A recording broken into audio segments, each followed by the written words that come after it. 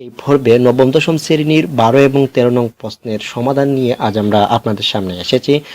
তো এখানে আমরা জানবো যে আবৃত দশমিক ভগ্নাংশে কিভাবে প্রকাশ করতে হয় এবং সাধারণ ভগ্নাংশে কিভাবে প্রকাশ করতে হয়।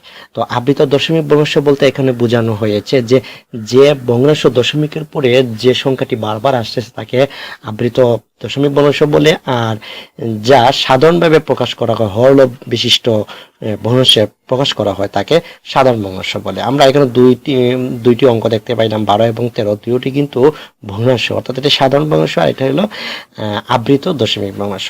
এবার আমি 12 এবং 13 নং প্রশ্ন নিয়ে আসার কারণ হলো একটি অপরটির বিপরীত ভাবে প্রকাশ করা হয়েছে, অর্থাৎ আপনাকে আবৃত এবং দশমিক ভগ্নাংশে প্রকাশ করার কথা বলা হয়েছে, এগুলো কিন্তু আবৃত দশমিক ভগ্নাংশ। আবার সাধারণ ভগ্নাংশে প্রকাশ করার কথা বলা হয়েছে 13 নং প্রশ্নে, কিন্তু 12 নং প্রশ্নগুলোই কিন্তু সাধারণ ভগ্নাংশের নমুনা। তো আমরা যদি আবৃত ভগ্নাংশ করি তাহলে আমরা মনে করি এখানে আবৃত ভগ্নাংশ কয়েকটি প্রশ্ন রয়েছে, আমি এর মধ্য থেকে এই প্রশ্নটি করব। তো এখানে খ নম্বরে বলা হয়েছে 7/11।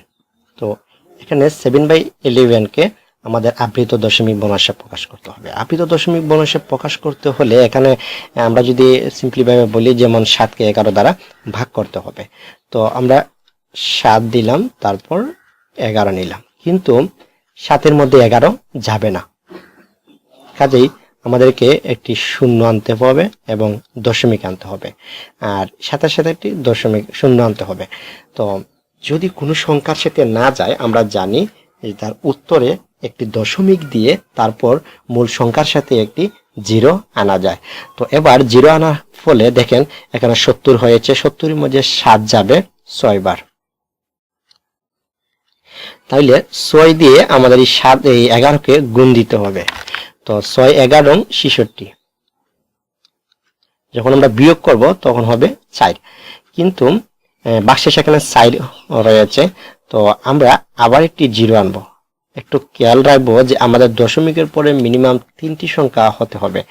তো এভাবে আমরা দশমিকের পরে বারবার সংখ্যা আনতে থাকবো, অর্থাৎ এখানে যেহেতু 7-এর মধ্যে যায় না, কাজেই আমরা একটা শূন্য আনলাম, তারপর আমরা দশমিক দিলাম। কিন্তু প্রশ্ন থাকতে পারে যে এখানে 4-এর মধ্যে যখন যায় না আবার শূন্য আনা হলো, তখন কেন আবার আমরা দশমিক আনলাম না? তো একই অঙ্কের মধ্যে বারবার দশমিক আনা হয় না, তো একবারই আনতে হয়, কেননা দশমিকের পরে যখন একটি সংখ্যা হবে তা হবে দশমাংশ, আবার যখন আরেকটি সংখ্যা হবে তখন হবে শতাংশ, তখন আবার যখন আরেকটি সংখ্যা হবে তখন হাজারাংশ। এভাবে আস্তে আস্তে কিন্তু সে নিচের দিকে এমনিতে চলে যাচ্ছে। তো এখন 40-এর মধ্যে 11 যাবে 3 বার, 3 11, আবার যখন আমরা 3 দ্বারা এই 11 গুণ দিব তখন 3 11 33, বিয়োগ করলে আবার 7 থাকে। তো এই আবার যখন আমরা 0 আনবো তখন এই 11 আবার যখন 70-এর মধ্যে 6 বার গিয়েছিল, এখানে আবার 70 চলে এসেছে, অর্থাৎ আবার 6 বার যাবে। তো 6 বার গেলে 66, বিয়োগ করলে 4, আবার যখন আমরা 0 আনবো তখন আবার 3 বার যাবে। তো 3 বার গেলে 3 11 33, আবার বিয়োগ করলে 7।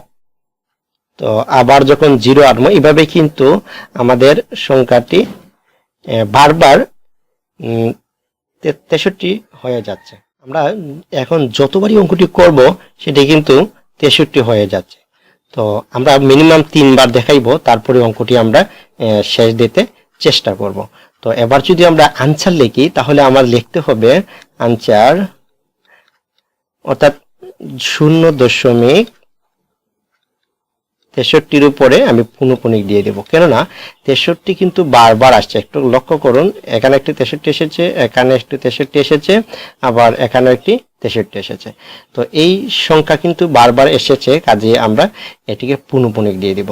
তাহলে এখানে যে অঙ্কগুলো রয়েছে, যতটি অঙ্ক রয়েছে সবটি অঙ্ক কিন্তু এভাবে করতে হয়। যেমন আমি বড় ধরনের অঙ্ক দেখালাম না এবং ছোটটিও দেখালাম না, মিডিয়াম সাইজের একটি অঙ্ক নিয়ে আপনাদেরকে আমি দেখিয়ে দিলাম। তো বড় অঙ্ক বলতে কি, এখানে যদি আপনি সমস্ত অঙ্ক করেন তাহলে সমস্ত এই যে 3 রয়েছে, 3টি কিন্তু আপনার দশমিকের আগেই চলে আসবে। সেই 3টি আগে আপনি ভাঙতেও পারেন, অথবা দশমিক এই যে ভগ্নাংশ যেটি রয়েছে মূল ভগ্নাংশটি আপনি শুধু ভাঙে দেখাতে পারেন। আর যদি মনে করেন যে না আপনি সম্পূর্ণ সংখ্যাটি ভাঙবেন, তাহলে আগে সমস্ত ভেঙে নেবেন। সমস্ত ভাঙা তো অবশ্যই হয়তো পারেন, যেমন হরে আপনি সমস্ত গুণ দিবেন, যেমন 3 নং 27, তারপর 2 যোগ দিয়ে দিবেন, অর্থাৎ তখন হবে 29। তো 29কে আপনি তখন 9 দ্বারা ভাগ করবেন। তো আমি একটি অঙ্ক দেখিয়ে দিলাম, অপরটি আপনাদের করার বিষয় থাকবে। যদি কোনো বুঝতে কোনো প্রবলেম হয় বা আপনাদের করতে গিয়ে যদি কোনো সমস্যা হয়, আমাকে কমেন্টস করে জানাতে পারেন।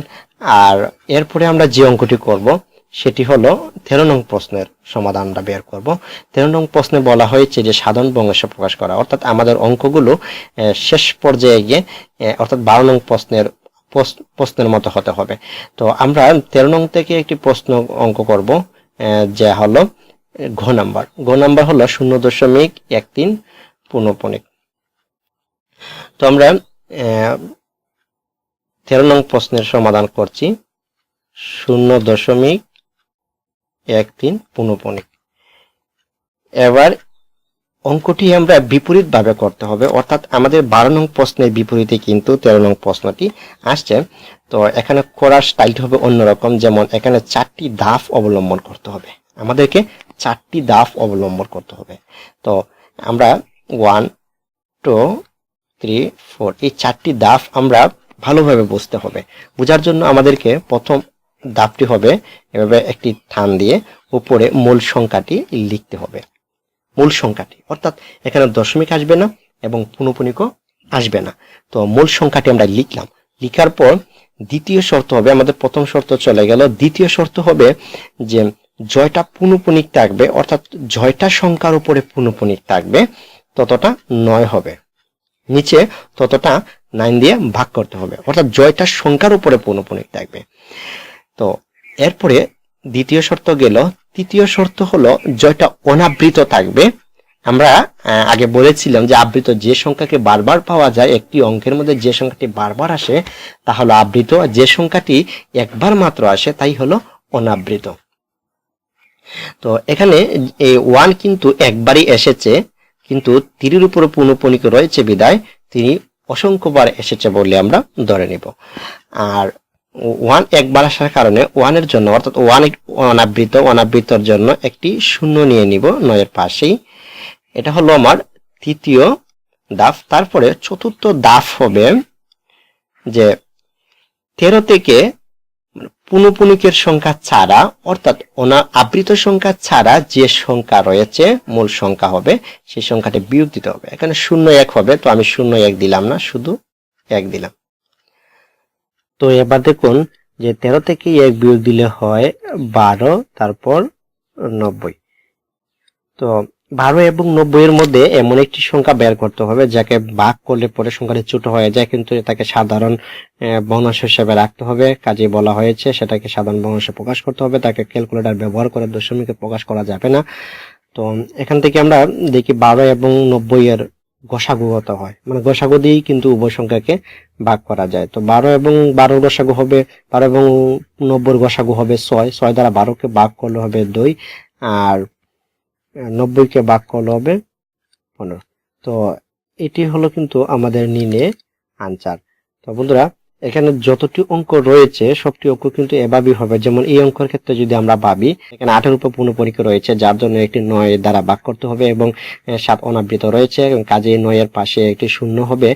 আর এই 378 থেকে যখন আপনাকে বিয়োগ করতে হবে 7 বিয়োগ করতে হবে 3 এবং 7, অর্থাৎ পৌনঃপুনিকের সংখ্যাটি বাদে বাকি সংখ্যাটি বিয়োগ করতে হবে।